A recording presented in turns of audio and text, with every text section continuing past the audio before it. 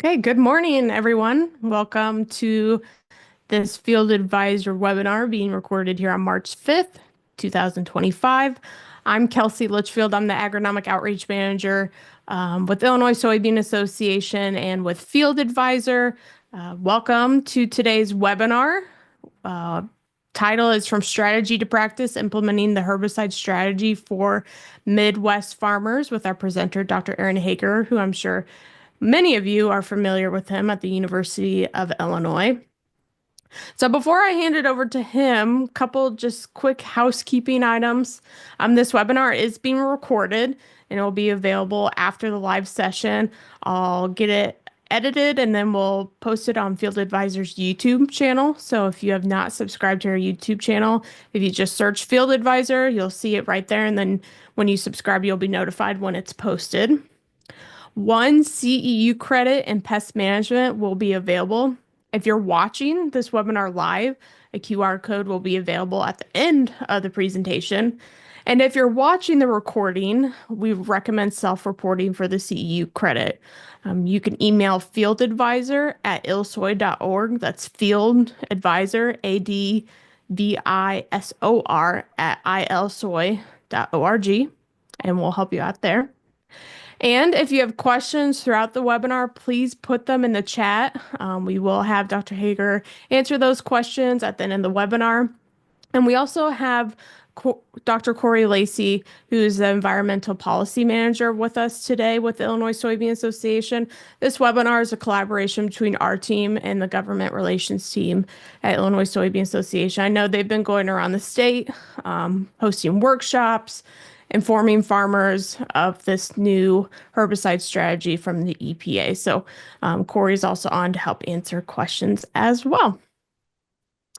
All right, so let me introduce Dr. Hager, although he really needs no introduction. I will say Dr. Hager is a professor of weed science in the Department of Crop Sciences at the University of Illinois. He has more than 30 years of weed science experience in assisting agronomic crop producers in managing weeds by implementing sustainable practices.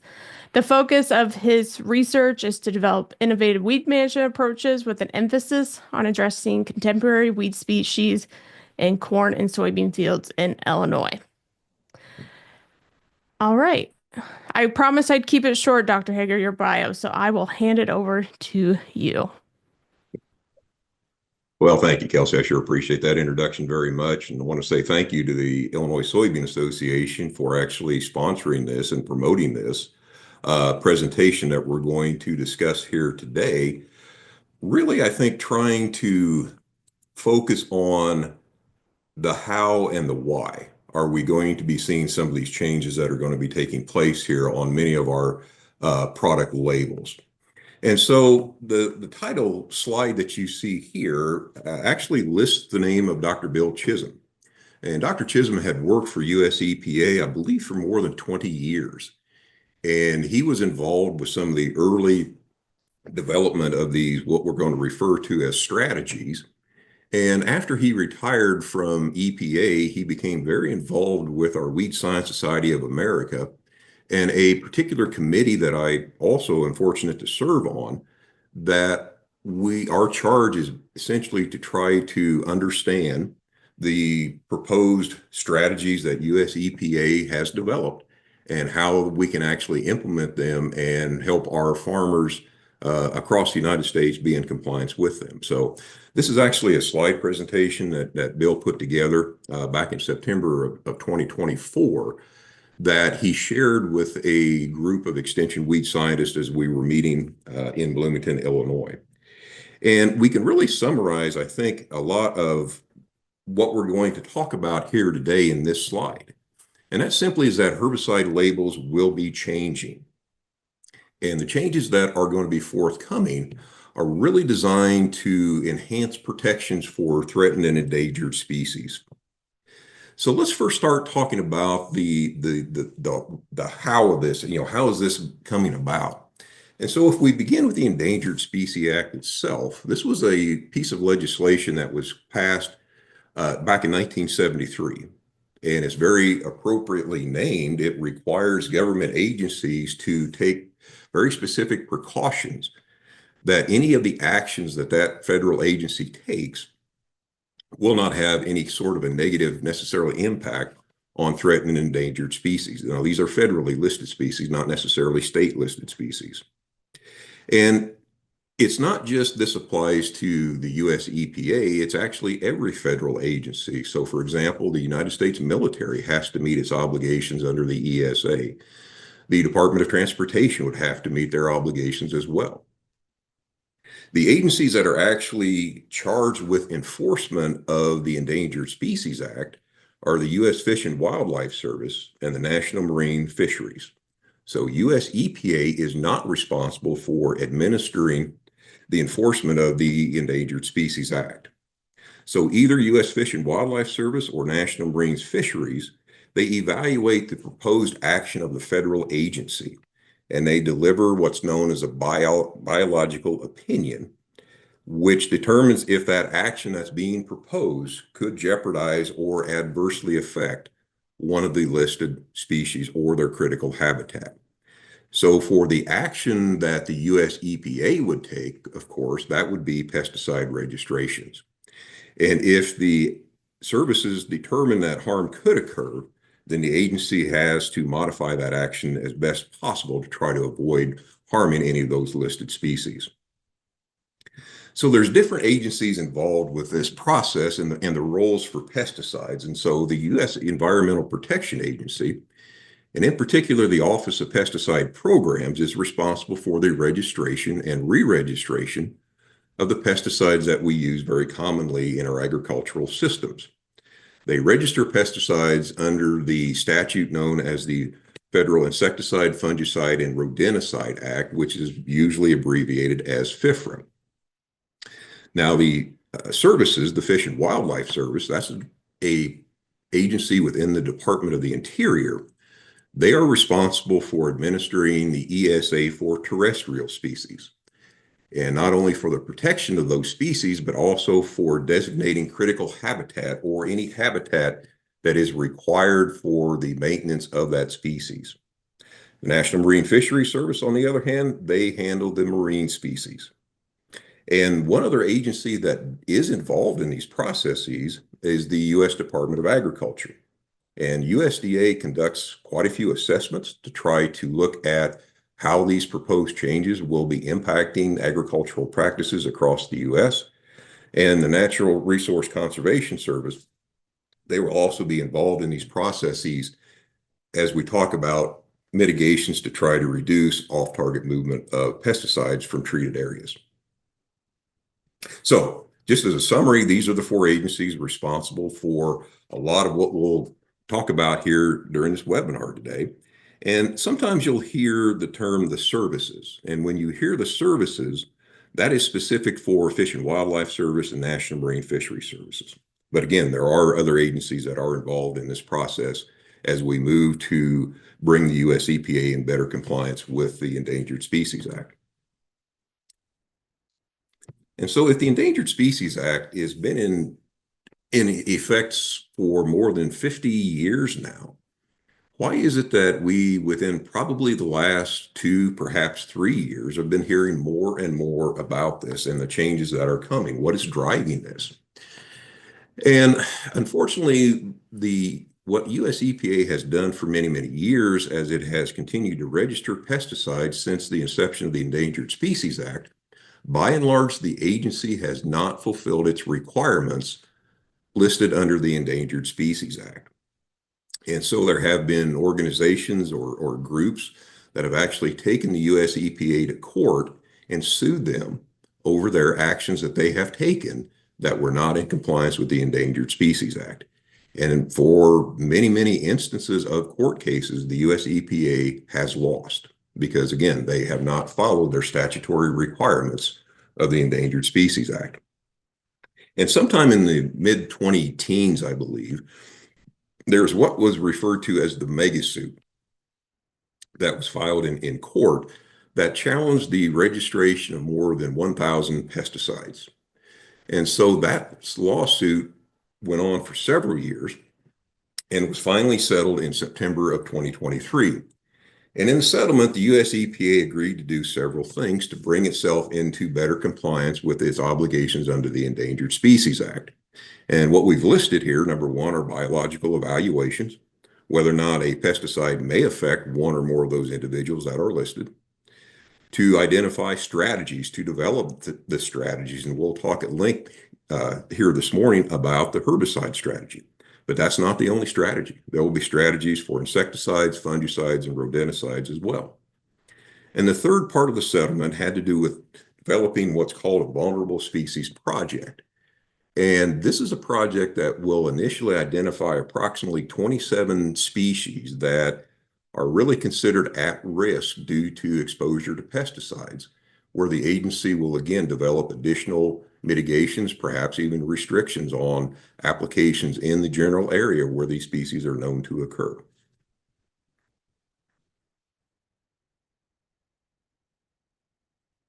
So the timeline, when will all these changes begin to take place? And the answer is it already has. But it will take time before we see these types of additional requirements on herbicide labels, because this process is not what the agency refers to as self-implementing. So in other words, these changes on herbicide labels will not all occur at once. Any new active ingredient that goes through the registration process at US EPA will have ESA considerations as part of that registration process. For herbicides that are currently registered, each of those active ingredients has to go through re-registration once every 15 years. And when those active ingredients go through the re-registration process, that is when they will add ESA considerations to the product labels. So in essence, it'll be in approximately 15 years, all herbicides will have gone through this process and have any of these ESA considerations then on the label. So why were herbicides first? And really the answer is it's a volume issue.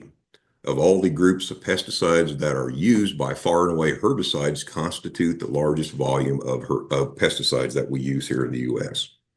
So the herbicide strategy is done. A draft insecticide strategy was released in 24, so the final one will be hopefully completed in 2025, and the fungicide strategy would be finished approximately in 2026. And so one question that we've been asked quite often as we've made these presentations around the state is that, will this go away with a change in administration in Washington, D.C.? And my answer to that question is, I hope it does not. And the reason I say that is because the agency has got to do something to bring itself into compliance with its obligations under the Endangered Species Act, or the likelihood of us seeing many new pesticide registrations is going to be greatly diminished. There could be some modifications to it. I think what EPA has done with these strategies is they build in a tremendous amount of flexibility into these processes. The agency recognizes that there will be changes in the political landscape, there will be changes in technology that occur into the future. So what we have seen with the development of the herbicide strategy is one that is built for a long-term sustainability. Now, the ESA by itself is probably a piece of or a law that I don't know that either political party really wants to handle that or take that on in the future. And the fact of the matter is the ESA has been very, very successful in 50 years conserving and protecting many of the threatened and the endangered species. So the other part to answer that question is, what are the options that are available right now? So for ESA protection, a lot of people think this is going to be a complicated process. Hopefully, as we finish today's webinar presentation, we can convince you that it's not necessarily going to be terribly complicated. I think the difference between the initial herbicide strategy that was proposed, that was going to be very, very difficult to be in compliance with. But the final strategy, I think, is one that is going to be very, very doable for us. So option number one is courts can remove pesticides from the marketplace. And we saw an example of that just about a little over a year ago when an Arizona court vacated the labels of the 3 dicamba containing products that were labeled for use in dicamba soybean varieties. That is an option. A second option would be to restrict the use of a particular pesticide or herbicide in this matter to only certain crops or perhaps certain geographies. That would be terribly cumbersome, I think, to try to update for every application, whether or not a particular active ingredient. Now, a single active ingredient might be fine, but what happens if we're tank mixing two or three different products together? So that would be a challenge as well. But option number three is to add the mitigations to protect the species. And this is the option that US EPA has elected to go with. And I think it's going to, again, preserve our maximum flexibility in the products that we can use in the areas where we can still make these applications of these products. So this is simply a map of the United States showing every individual county. And federally listed threatened and endangered species are actually fairly widespread across the U.S. An estimate is that virtually every county in the United States either has known to have a threatened or endangered species or has the habitat that would support a particular species. So there's roughly about 1,700 threatened and endangered species in the United States, and more than half of those are plant species. So this is another reason why the US EPA elected to go with a herbicide strategy first, to try to, again, enhance the protection of more than half of the threatened and endangered species being plants here in the lower 48 states. So for the state of Illinois, the threatened and endangered species that are listed on the Fish and Wildlife Service webpage, there are 32 unique species. And we have things, as you can see here on the list: birds, clams, crustaceans, fish, flowering plants, insects, mammals, reptiles, and snails. It's a very good website if you want to learn more about these species. And one feature that you can find on that website for a particular species, you can actually look at the individual counties within the state where this species is either known to occur or, again, has habitat that would support that species. And I went through that exercise late last week, and I just did the endangered species. And out of Illinois' 102 counties, each one of those counties was represented as either having one of these species or having the appropriate habitat for one of these species. So this is something that, again, will have to be taken into consideration for a lot of future pesticide applications. So that part of the presentation was really the why. Why are we seeing some of these changes being proposed or implemented that we have and will continue to? So now here is the how. This is the talking specifically now about the herbicide strategy. And again, the process was that the US EPA released a draft of the herbicide strategy, and I think they opened a comment period about it. And the WSSA committee that I mentioned earlier, we looked at this initial proposed draft strategy for herbicides, and we honestly had a lot of concern with it because there was a lot less flexibility in the initial draft relative to what we now have in the final strategy. We ran various scenarios for different portions of Illinois, and it was going to be very, very difficult for many farmers to be able to meet the requirements, especially as it pertains to runoff and erosion mitigation points. But during the comment period, there were a lot of thoughtful comments submitted, not only from organizations and individuals here in the state of Illinois, but across the lower 48 states.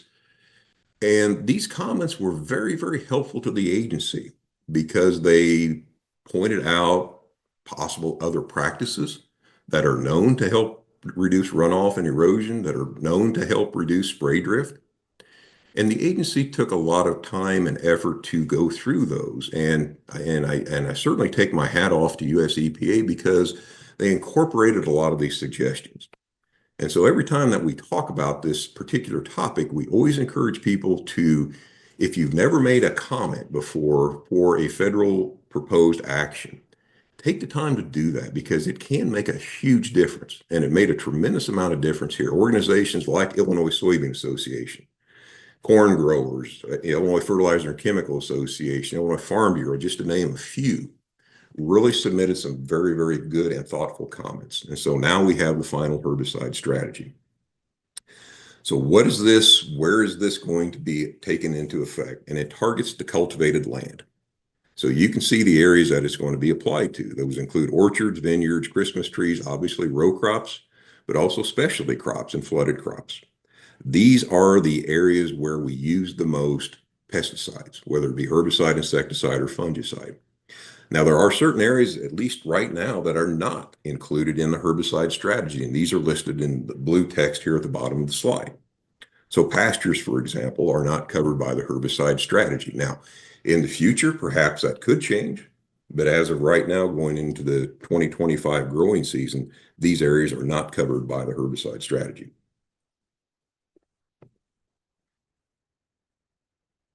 And so the final strategy, the idea, of course, is to not only protect the listed species, but also protect any critical habitat that is associated with one of the listed species.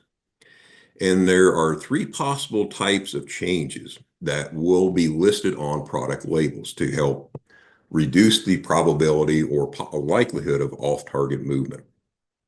So there will be changes that we'll have to address in terms of spray drift that actually could occur during the actual application.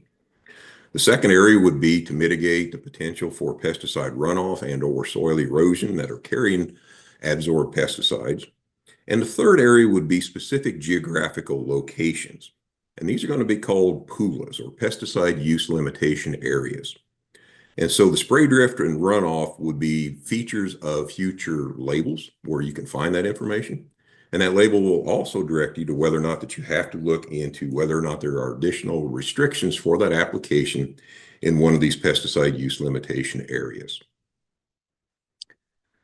So for the strategies now, one important point that we need to make is that these considerations will have to be determined for every field, not an entire farming operation, but every field. So if a particular farming operation farms on 20 fields, then these considerations will have to be determined for each of those 20 fields. And another important statement is that these mitigations for either spray drift and or runoff and erosion mitigation are not necessarily always going to be the same, even for a particular pesticide product, because it also could be influenced by where that application is going to take place. So the mitigations could appear in up to three different places. The first place to look is the product label. The product label will specify if there is a spray drift buffer and the other requirements to reduce physical movement during the application. It will tell you how many mitigation points are required to reduce the likelihood of runoff and erosion from the treated area. And it may also direct you to look at a website called Bulletins Live 2. Now, for anybody who in the past had made a dicamba application to dicamba soybean past about 2019 is already familiar with Bulletins Live 2, because the label was modified and changed to where before that application could take place, users would have to look at Bulletins Live 2 to see if there was additional restrictions in that specific geographical area where that dicamba application was going to take place. Now, the label could also direct you to what's called the mitigation menu webpage. And this is a very, very useful webpage that has a lot of terribly good information with respect to, for example, what is the US EPA definition of a grassed waterway? What constitutes a waterway that you could actually claim mitigation points for? So let's first look at the spray buffers. And the buffers are only on the downwind side of a field, which really kind of introduces an interesting question right off the bat, and that is, how will you ever know what the downwind side is? Until you pull the sprayer into the field, you will not know what the downwind side is. And so because of that uncertainty, we really encourage a lot of individuals to start thinking about this process right now. You don't necessarily have to wait for another year, 2 years, 4 years, as more of these labels have these requirements on there. This is a process that you can start right now. Start thinking about, okay, most of the time when I'm making an application in that 40-acre field, the wind is either from the south or the southwest. But what happens if I pull into that field and all of a sudden the wind is out of the northwest on that day? Maybe a cold front came through the night before and the wind shifted. Okay, so now you've got a different consideration on what could be the downwind side of that field. And these buffers are meant to protect unmanaged areas.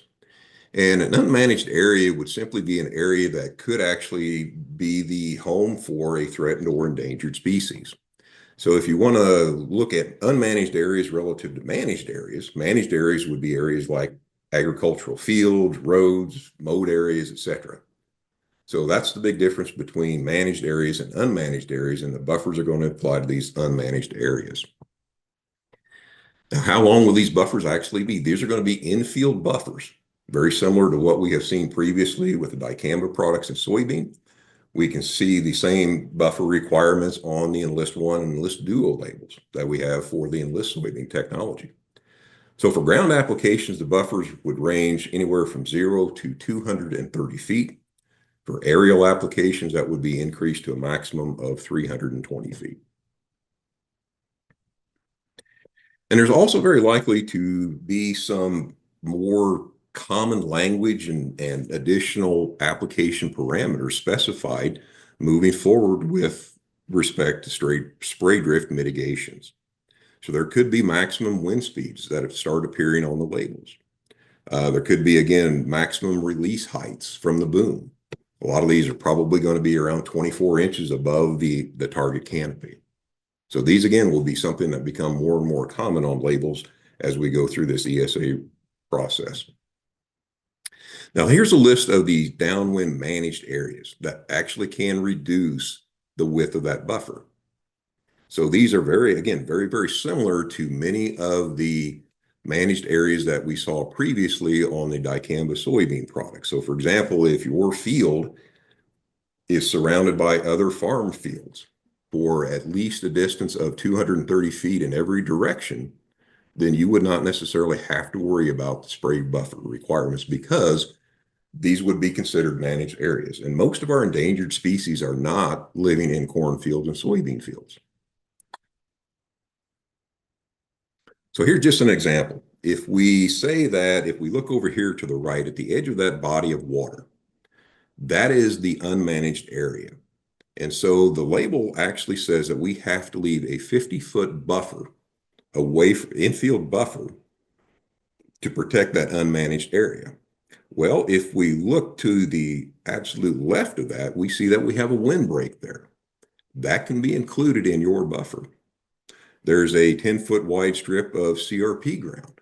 That can also be included in the buffer.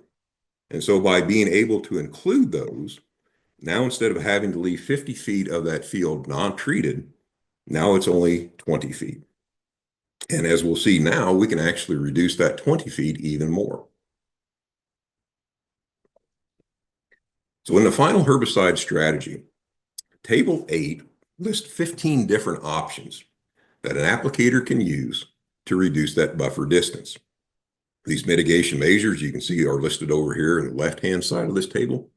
And the percent reduction in distance is over on the right side. Now, what is so very, very nice about these strategies or these mitigation measures is that those percentages are additive. And so if you select one that reduces the length of that buffer by 50%, if you select another mitigation that reduces it by 30%, now you actually, by using those two mitigations, actually reduced the width of that spray buffer by 80%. And so here's an example of that. You've got a label that requires a 200-foot downwind buffer. Well, according to that table we just looked at, if we use a low boom and fine droplets, we can reduce that 40%.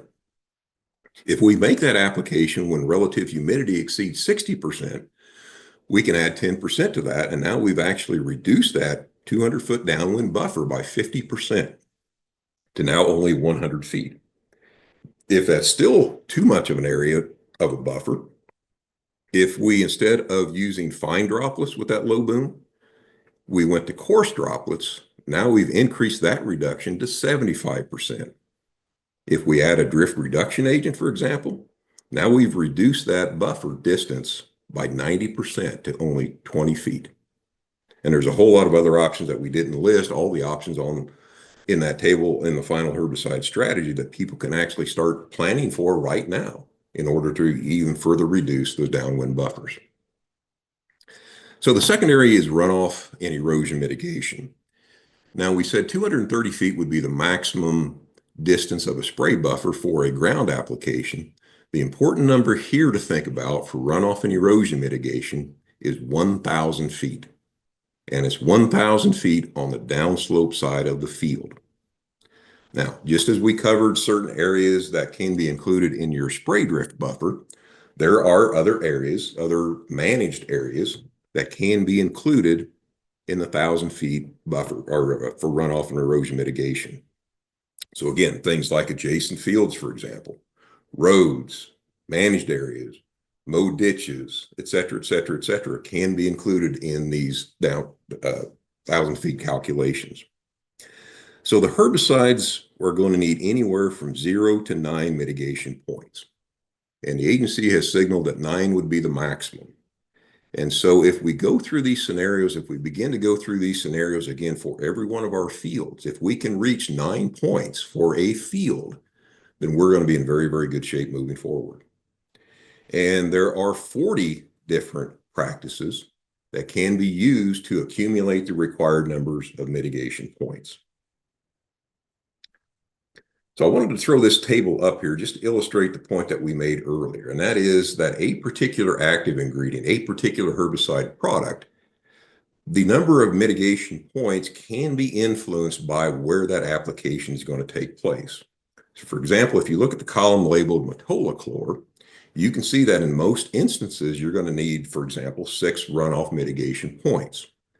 But you can see for the number of points needed for what's called other grains, that's only 1 point. That's only 1 mitigation point. And so this reflects the fact that we certainly use more metolachlor in areas, for example, like corn and soybean, than we do for using metolachlor in other grain crops. So it's not just that the number would be the same for a product for every possible application scenario. For each application scenario, with respect to whatever the crop is, for example, you need to look at the label to see what the number of mitigation points are. So these are the mitigation categories. And so you could lump these different mitigations into these various categories, for example, for around application parameters. There's category of field characteristics. There are in-field mitigation measures, and there are adjacent to field mitigation measures. And there's a few others here that are going to be fairly specific to just going through this process and this exercise of determining which fields are going to need the mitigation points. Now, one other fantastic outcome of the time between when the initial herbicide strategy was proposed and the final strategy was released was the fact that the US EPA decided that their model estimates of runoff and erosion potential were probably overestimated. They'd overestimated how likely this was going to happen. And therefore, what the EPA did was they assigned what they refer to as relief points.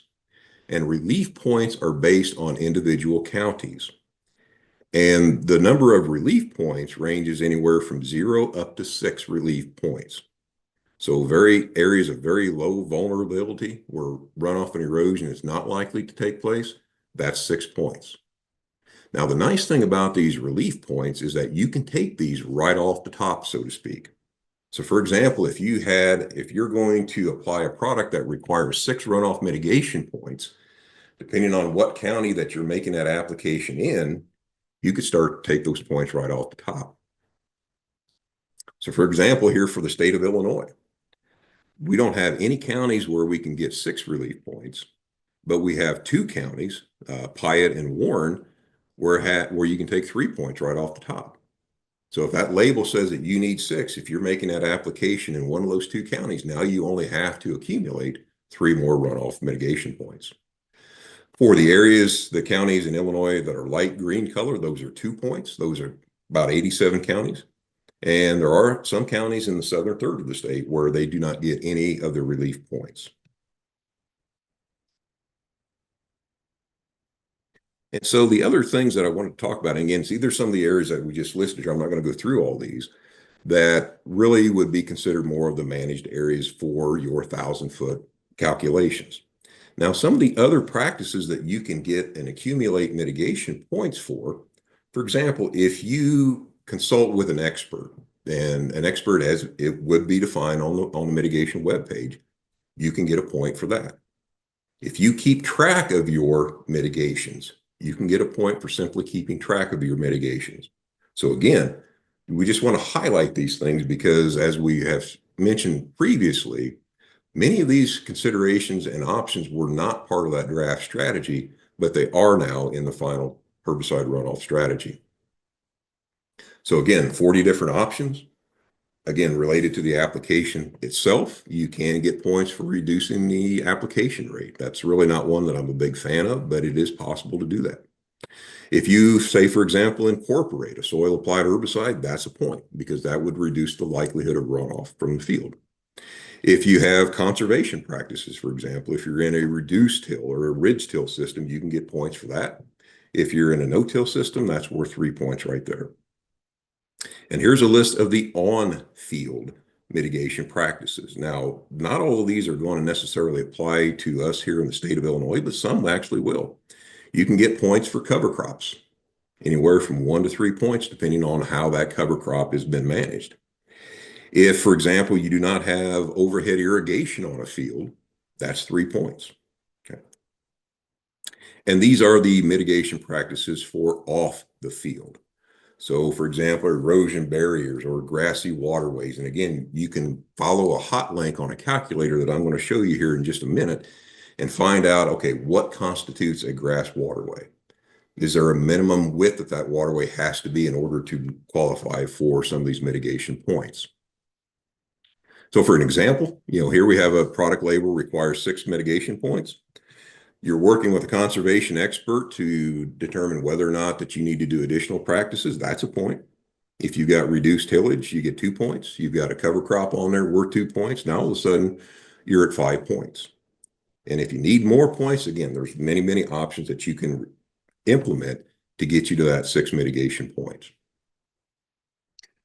Now, this is basically the herbicide strategy in one slide. And I do appreciate Dr. Lacey developing this and sharing this with us.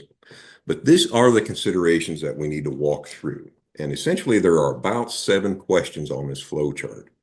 And once we get through all 7 questions, that's going to be the completion of the process. So the first question up here at the top where it says, read the label. What mitigations are on the label? And does the label have a link to Bulletins Live 2? And the second question is, if you are in the bulletins, if you are in a PULA, what additional mitigations are going to be required? And then question number 3, simply you consolidate what the label says and what the BLT mitigations are. So then if you look over to the right of this slide for about 3/4 of that slide, for the columns in gray and red and blue and almost a pink color to the far right, those are all related to spray drift mitigations. So the information in the red boxes in the middle of the slide, those are for ground applications. If you go back to the left, and question 3A says, do I have runoff erosion mitigation? If you answer no to any of those questions in box question A1, then you keep going down to determine what other mitigations that you have in place. And so, for example, we mentioned we have one herbicide right now that just went through this process, and this is Liberty Ultra. This is a product that received registration, I believe it was last November or December, and we'll walk through this process now with Liberty Ultra. So again, question number 1, read the label. What mitigations are on the label, and does the label have a link to Bulletins Live 2? So to answer these questions, if you look at section 9 on the Liberty Ultra label, you will see the mandatory spray drift management guidelines. And for Liberty Ultra, if you're making an application with a ground-based piece of equipment, there is a minimum 10-foot downwind buffer. If you look in section 11 of the label, you will see the mandatory runoff mitigations. And section 12 would have language around endangered and threatened species protection requirements. So that was question 1.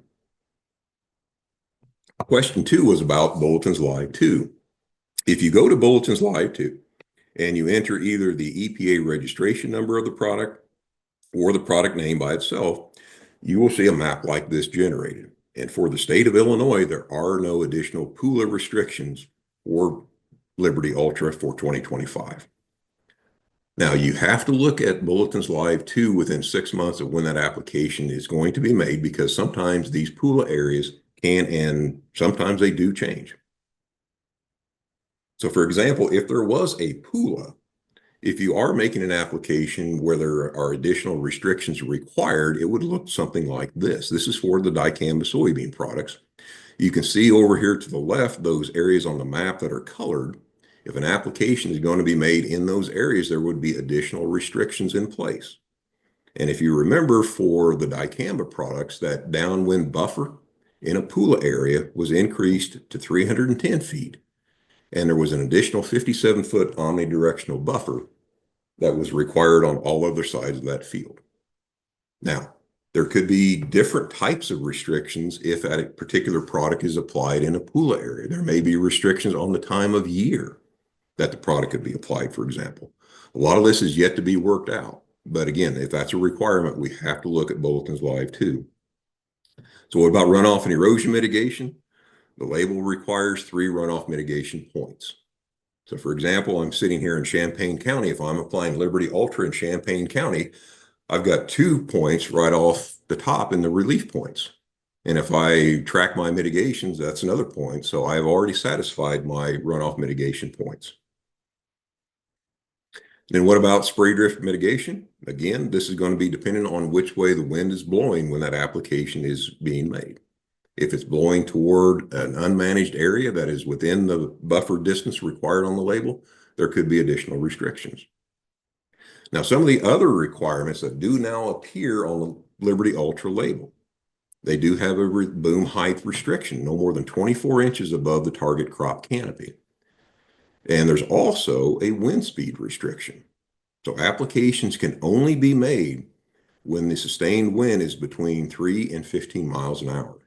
So you cannot apply this product if the wind speed is less than 3 miles an hour, nor can you apply it if it's greater than 15 miles an hour. So this is a slide I believe that Corey was able to get from the US EPA.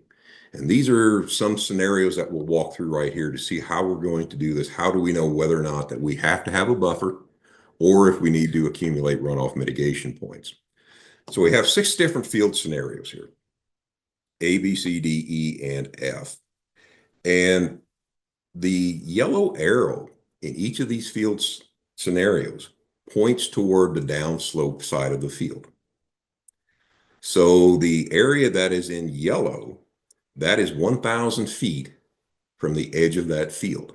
That would be for the runoff and erosion mitigation. The area outlined in pink is a 320-foot distance, which would represent the maximum buffer for an aerial application. And the white shading represents 230 feet from the edge of each of those fields.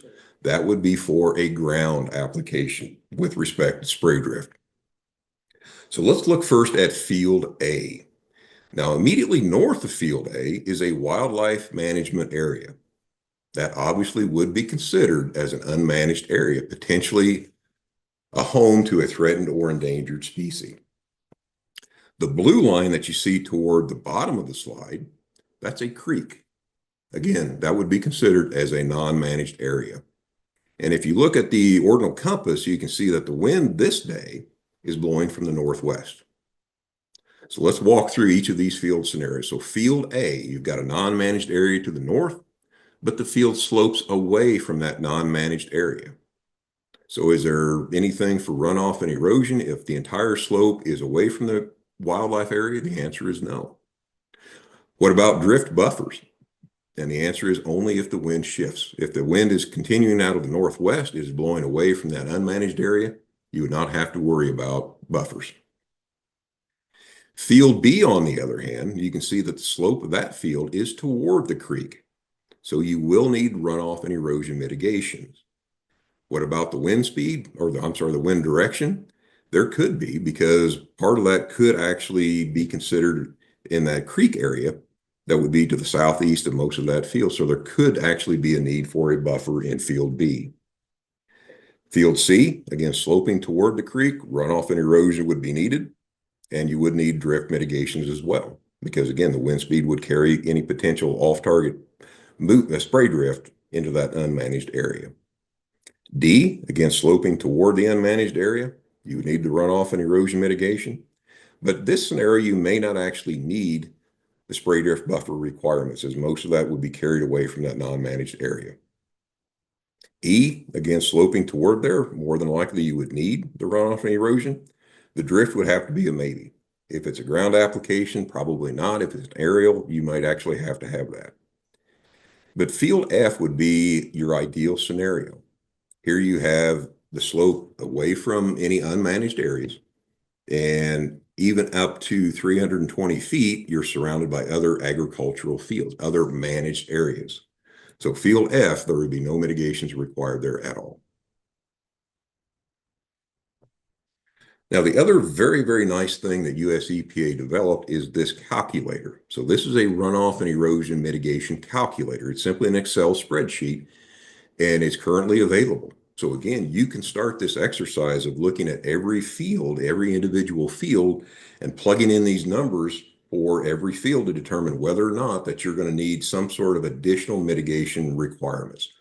If you can't get to 9 points, for example, without the installation of a waterway, without the installation of an erosion barrier, or some other physical modification of that field, of that land, by starting this exercise now, you would put yourself in a very good position to have all of that in place by the time that more labels have the runoff and erosion mitigations.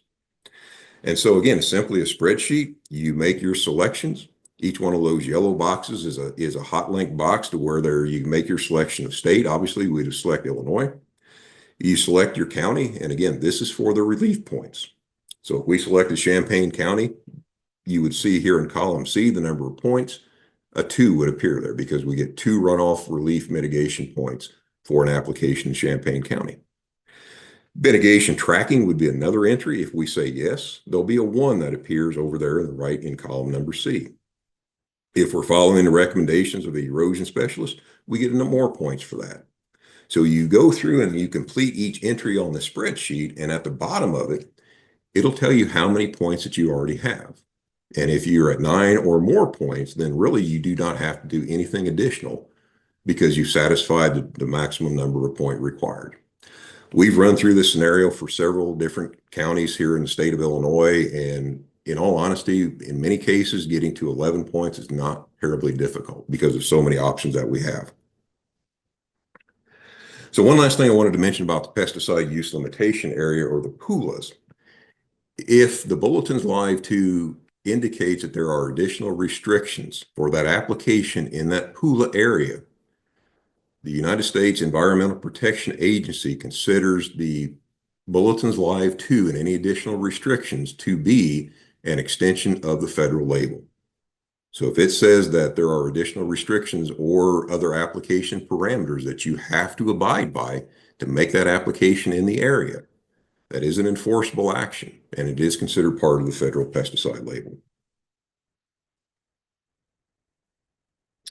So just to wrap things up here before we try to answer any questions, there's still a few questions that we have. And, number one, who is actually going to be legally responsible for ensuring that especially the runoff and erosion mitigation point requirements have been satisfied? In my mind, in my way of thinking, the spray drift buffers, that's much more clear cut because that always has been the responsibility of the applicator, and it will continue to be the responsibility of the applicator. But if you're actually hiring someone to make that application for you, then in my mind, at least, that gets a little bit more murky about who actually is responsible. It'd be hard pressed for me to think that a person in a spray rig who is there to make an application would be required to check ahead of time to determine whether or not the runoff mitigation points. Who would they check with? Is it the farmer? What happens if the farmer doesn't own that ground? Should they check with the landowner? What happens for a scenario where that piece of property is actually held in a trust? Again, a lot of unanswered questions that we need, hopefully, some guidance from our state lead agencies as we move forward and more of these product labels have these requirements on here. And how is US EPA going to measure success or failure of this effort? That, again, we really don't know the answer to that. And how will our state regulatory agencies handle the enforcement? This is something that I think there's a lot of questions among the state lead agencies for the lower 48 states where these mitigations will be required. But yet there's probably more unanswered questions at this point than there are answered questions. And this is just a slide that has some additional resources to it.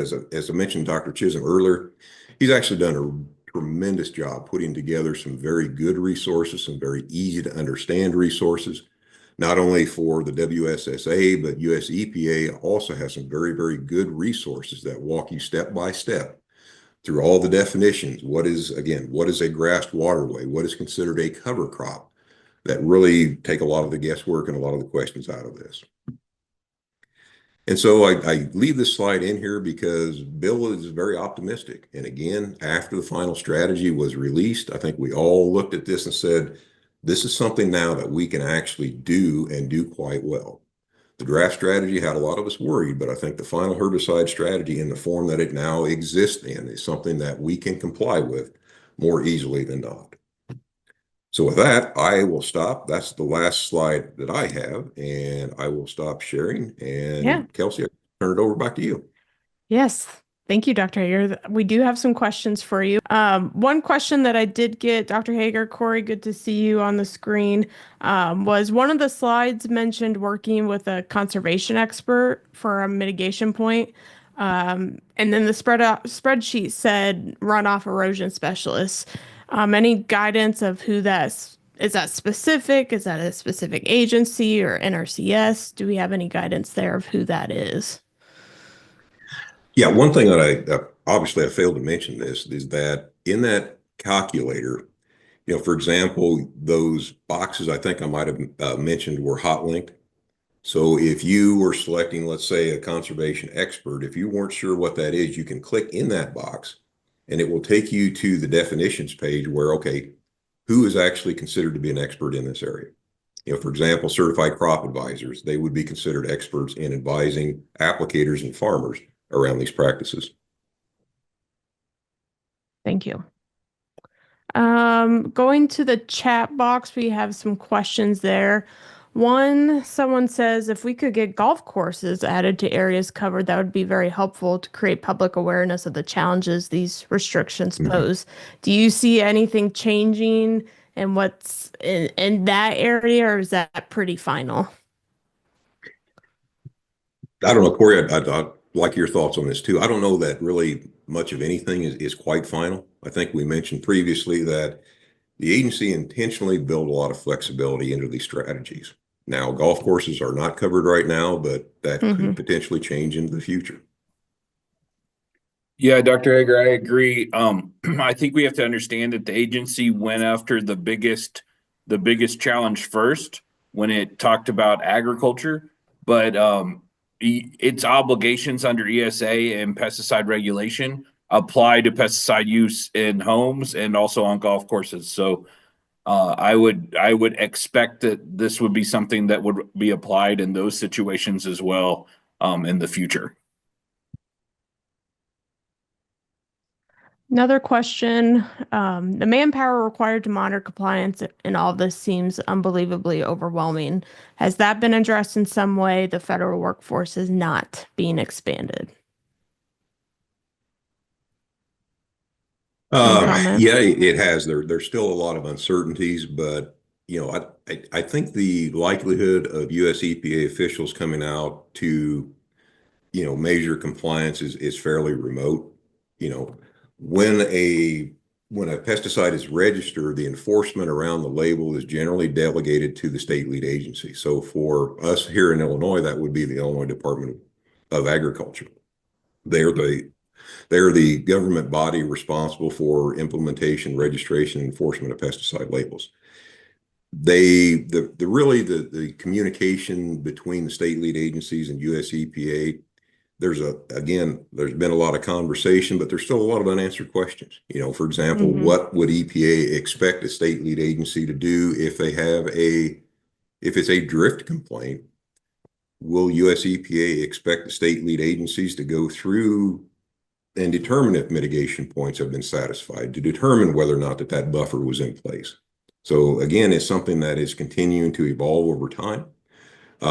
We just have to, and unfortunately, it's not a very good answer, but we just have to wait and see what the guidance is and what the state lead agencies are going to adopt.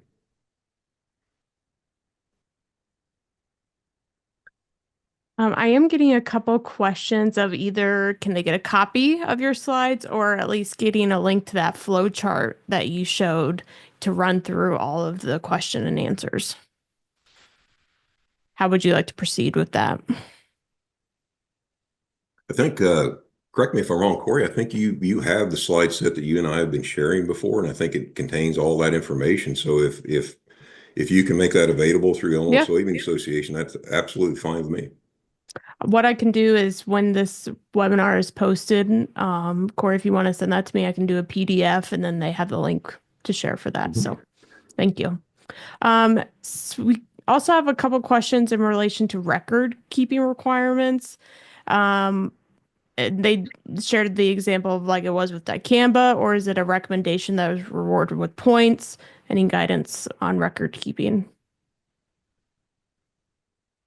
Unfortunately, the guidance is not as solid as I'd like it to be because, again, we just have so much uncertainty about what is going to be required to prove, for example, that you have met the mitigation requirements. If you use the calculator, you can actually print off your final version of that document and show, okay, this is how I came to acquire 9 mitigation points on this individual field. You actually, again, get a point simply for doing that. Are you required to actually document what you're doing? And the answer is no, you're not required to use that calculator. But by using it again, that is another point that you can accumulate, as well as being able to print off the fact that you went through this exercise and you documented what you have done. Yeah, if I can just add to that, I think echoing back to the previous question about how is this going to be enforced and regulated, I think we anticipate seeing guidance from IDOA with time. Right now that hasn't happened yet, but as we see more labels, I think we're going to see increased guidance from IDOA about what those record keeping requirements are. But just to kind of echo what Dr. Hager just mentioned, there are 2 key pieces of record keeping that we're suggesting to farmers that they make sure that they get copies of. One is when you go to Bolton's Live 2 and look to see if you're in a PULA, there is a print the label or print the bulletin button on that screen, and you can print that right then and there and save it. And at the same time, there's a date, so you can document that, hey, I did check Bolton's Live 2 within 6 months of the application. Also, Dr. Hager mentioned the Excel sheet. There's also a PDF Word document where you can fill out that worksheet. We just suggest that farmers do that worksheet on almost every field at this time, just as a way to say, I did go through these runoff and erosion mitigation measures. And so those are 2 key pieces of record keeping that we advise people to start looking at. And if producers are using the Liberty Ultra, that is something they should be doing immediately. That is correct. Yes. Though I will say that the Liberty Ultra label, when it comes to runoff and erosion, is pretty easy for most producers to meet the requirements on. And Dr. Hager, I think you agree with that statement. I want to speak for you there. Yeah. Yeah, the runoff and erosion mitigation on Liberty Ultra, I think it's going to be it's not going to be difficult for anybody to meet that. But again, if there is a downwind buffer required on that label, and if we can't reduce the length of that buffer, we have to remember that is an enforceable aspect or an enforceable feature of that label. One more question I have here, and if anyone else has any questions, please put them here in the chat. If no PULAs are listed for your product's area, does this eliminate the need for mitigation measures next to quote unquote unmanaged areas, or are there mitigations needed off the top? If the label itself has a runoff and erosion mitigations, and if that field scenario is one where those would be in effect, then yes, you have to do those. What the PULA would do, if that application is taking place within a PULA, that would be potentially additional requirements that you would have to also implement For example, if we think back to the dicamba products, if we were making that application in a shaded area, that would increase the width of our downwind buffer to 310 feet, and we'd have to add that omnidirectional buffer. So what the requirements within a PULA are going to be variable. It may be, as we see with Liberty Ultra, there may not be any PULAs that we have to take into consideration. Other states will have PULAs that they have to take into consideration with Liberty Ultra. But again, there could be restrictions on you cannot make an application on between these two calendar dates. For example, if there's a particularly vulnerable, threatened, or endangered species in that PULA, and those calendar dates represent its mating season, for example, once those dates have passed, once that occurrence has passed, then you can make that application. But again, that's why you have to look at these things within 6 months, because they are variable and they can change over time. That's all the questions I have that are in the Q&A box. Any parting remarks or anything you want to leave our audience with, either to you, Corey, or Dr. Hager? Well, again, I'll reiterate what we have said several times here. I think this is something it's new. It's going to be different. We're starting here with herbicides, but there will be strategies for fungicides and insecticides in the very near future. So we have the ability now to start this process before we see more and more products with these mitigation requirements on the label. And again, not every field is necessarily going to have runoff mitigation. So start the process now if you'd like to. And you've got a lot of time before these become more common. And we encourage you to start the process as soon as possible. If you've got any questions, feel free to reach out to any of us, and we'll try to help you as best we can. Corey, anything else to add? I mean, just echoing Dr. Hager's comments, I also like to reiterate that we have to remember label is the law. And so following that label is absolutely essential for good pesticide application practice in the state. And so, that said, this is going to require us to look at every field by field and make field by field determinations. And so doing that now while we have time and there's only one product under the strategy makes a lot of sense, with the thought pattern of over the next few years, we're going to have a lot more. So that's where I would leave that. Be proactive, I think, is what I'm hearing. Very much so.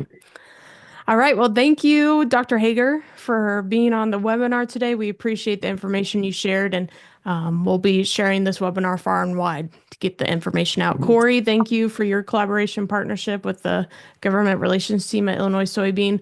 I know they're available to answer your questions as well. And Dr. Hager, their information isn't too hard to find there on the internet. So thank you both very much. And our next webinar is going to be held in April, and we are going to do a Q&A session with the Illinois Soybean Association agronomy team. So it's going to be towards the end of April. We're still figuring out the date, but planting will most likely be underway.